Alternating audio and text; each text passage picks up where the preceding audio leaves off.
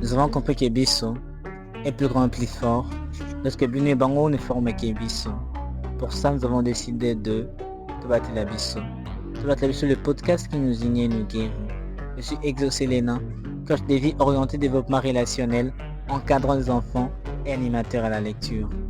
Aujourd'hui, on parle de nos rues, de nos quartiers, de nos communes, de nos villes.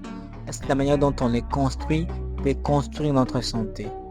L'architecture contribue-t-elle à notre santé?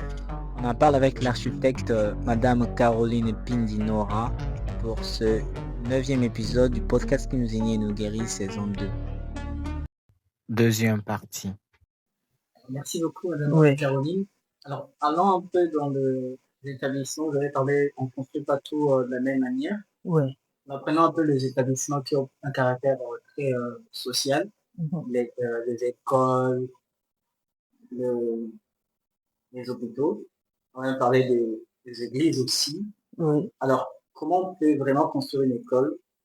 Quelles sont vraiment les normes? Déjà, pour une école, il faut penser, la première chose à laquelle penser lorsqu'on conçoit une école, c'est l'aire des jeux. Il faut qu'il y ait de l'espace pour les enfants. Les enfants ont besoin d'espace pour jouer, de l'espace pour s'exprimer et tout. Ça, c'est la première chose. La deuxième chose, c'est les parkings. Aujourd'hui, les gens construisent n'importe comment sans parking. Et pourtant, quand on construit sans parking, on empiète sur la circulation routière. Parce que les gens vont garer n'importe comment et ça crée quoi? Des embouteillages. Circuler à partir de 13 Exactement. Magasin à... C'est devenu compliqué. C'est très compliqué. Très compliqué. Parce que le parent n'est pas obligé de laisser son enfant et de repartir. Moi, je connais une dame qui laissait déposer ses enfants le matin, qui garait son véhicule, qui attendait que les enfants terminent les cours et qui prenait les enfants pour partir. Et parce qu'elle habitait loin. Au-delà de ça, il y a également le fait que en urbanisme, en fait, il faut concevoir ou placer les écoles en fonction des habitations. Par exemple, un parent qui a des enfants qui habitent limité ne devrait pas aller chercher une école à Gombe ou à Mimosa. Normalement, selon l'urbanisme. Pourquoi? Parce qu'un enfant est censé aller à l'école à pied aussi. Un enfant ne doit pas aller à l'école dans une école qui est très loin de chez eux. Lorsqu'on conçoit, c'est formellement interdit. Donc, il y a toutes ces normes-là dont il faut parler avec les experts. Le gouverneur de la ville devrait normalement appeler les experts, chacun dans son domaine de construction, pour pouvoir justement sortir une feuille de route adaptée aux réalités de la RDC. Il faut suivre ces tant d'enfants normalement, et le nombre limite pour les enfants dans une salle de classe, c'est 25. Grand maximum 30. Mais aujourd'hui, on voit des salles de classe avec 50 enfants, 70 enfants. C'est pas possible. C'est-à-dire qu'il y a des normes à respecter. Et l'architecte, justement, il a cette formation-là. Lorsque moi, je conçois une école, je sais, parce que je connais les normes, je sais que dans une salle de classe, il faut qu'il y ait 30 enfants. Donc, quand je conçois et quand je conçois la salle de classe, je sais que, par exemple, un enfant, pour qu'il y ait un siège pour un enfant, c'est 1 mètre carré par enfant. Maintenant, 1 mètre carré par enfant, je me dis, bon voilà, je mets 3 rangées, mais entre les rangées, il faut qu'il y ait de l'espace pour qu'un enfant passe sans qu'il ne soit coincé par les bancs de part et d'autre. Vous voyez? Donc, il y a toute cette réflexion-là que l'architecte fait. Et ça ne se fait pas au hasard. Les gens ont tendance à penser que les architectes sont là juste pour tracer des lignes, mais ils ne comprennent pas. C'est vraiment un travail d'esprit, de sociologie, parce qu'il faut savoir comment les gens vivent, comment les familles évoluent chez eux, comment la psychologie des enfants aussi. Vous voyez? C'est pour ça que je vous ai parlé d'espace libre. Il faut qu'il y ait de l'espace pour qu'un enfant puisse s'exprimer, puisse jouer. Parce que la première activité d'un enfant, c'est le jeu. Ah, c'est les jeux. Oui. Et un enfant a besoin d'espace pour exprimer. On reste un peu dans les écoles, récemment dans la France. Ça fait partie des actualités. Un député qui avait proposé la végétalisation de l'espace des écoles, mais également des hôpitaux. Oui. Il faut qu'il y ait suffisamment d'espace. Absolument, absolument. Aujourd'hui, on parle d'architecture verte. C'est normal. J'ai pas pu partir au Brésil pour la COP. J'ai pas pu y aller. Mais normalement, je devrais justement apporter un projet d'architecture verte.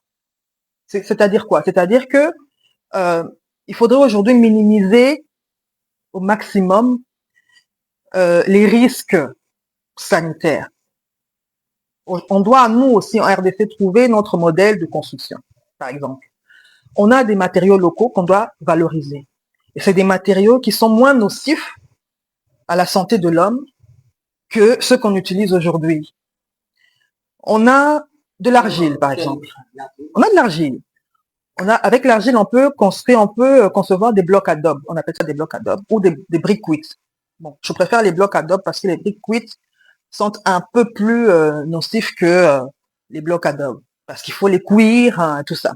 Mais les blocs adobe, c'est juste de l'argile qu'on mélange avec des adjuvants et puis qui fait que, bon, voilà, vous avez des blocs.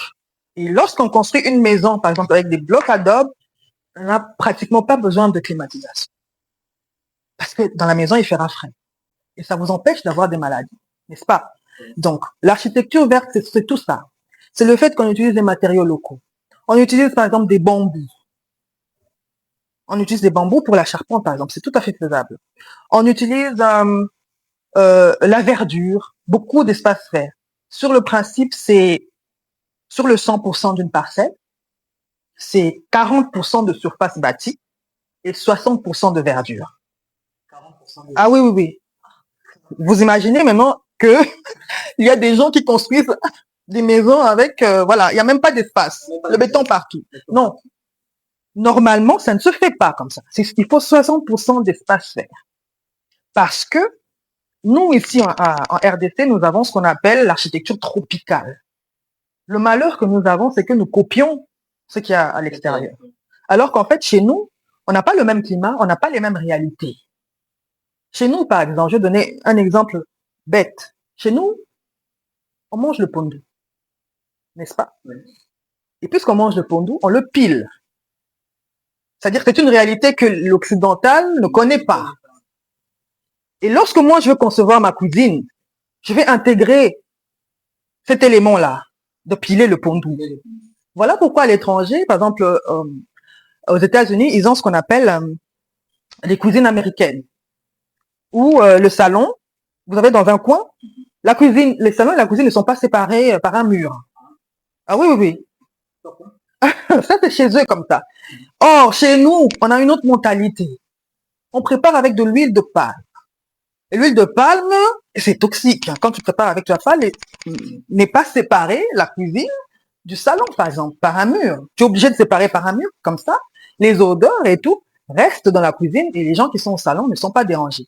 Donc, il y a un certain nombre d'éléments qu'on doit prendre en compte pour justement concevoir un projet adapté au climat, adapté au pays, adapté aux réalités sociales du pays. Donc, l'architecture verte, c'est quelque chose d'incontournable. Et on peut même, quand on parle d'architecture verte, on voit également le côté autonomie électrique avec les panneaux solaires, avec l'énergie plutôt éolienne. Vous voyez, il y a également la réutilisation des eaux. Donc, ça veut dire que les eaux des pluies, vous avez un système de traitement d'eau. Au lieu qu'il y ait des pertes d'eau, vous utilisez la même eau de pluie là. Vous savez comment, il y a une façon de de les purifier pour pouvoir utiliser cette eau pour la cuisine et pour boire. Il y a moyen de le faire. Donc, tout ça là, ça doit constituer justement des études pour pouvoir sortir un modèle qu'on pourrait dupliquer, appliquer dans un modèle propre d'architecture. Exactement. Qui va nous aider tous et ça va même être moins coûteux parce que le béton coûte très cher par rapport à ce que nous faisons aujourd'hui.